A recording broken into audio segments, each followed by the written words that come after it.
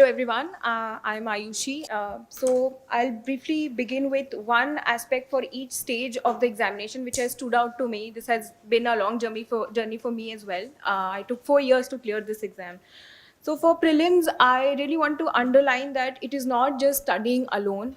You have to look at your approach and paper attempting strategy also. Do not think that your success in prelims is a function of your knowledge alone. It's also how you are attempting the paper, when or not you're choosing to bubble the sheets, and then how you are practicing your elimination tactics.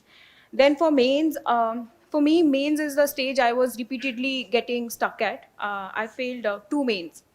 So you have to sit down with your mark sheet and honestly identify what is going wrong. For me, the most major mistake was that I was failing to complete the paper. So if you're failing to complete the paper, whatever knowledge you may have is not reaching the examiners, of course, your chances diminish hugely. And then I'll come to personality test. For personality test, I'd like to say that any preconceived notions or insecurities you may have about yourself or your DF should be left outside the interview room, because it's not necessarily true. For example, I was preparing for 4 years. I did not have any work experience. So I was told that, your chances are not very good because, again, no work experience. And then in the same UPSC cycle for 4 years, but I ended up with a score of 193. So you can have, you have to trust your own common sense, and you have to have faith and belief in your own personality as well as your own abilities when you are reaching the interview stage. And for personality test, I would also like to say that the experience, the mock at KSG was the best I had. It left me with a lot of confidence, and it really boosted my self-esteem. And I walked into the interview room with all the positive feedback which was given to me here.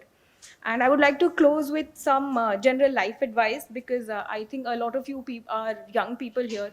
So be mindful of your company, who you are spending time with. For me personally, that went really wrong in my first two attempts. And I was not honestly a sincere aspirant in my first two attempts.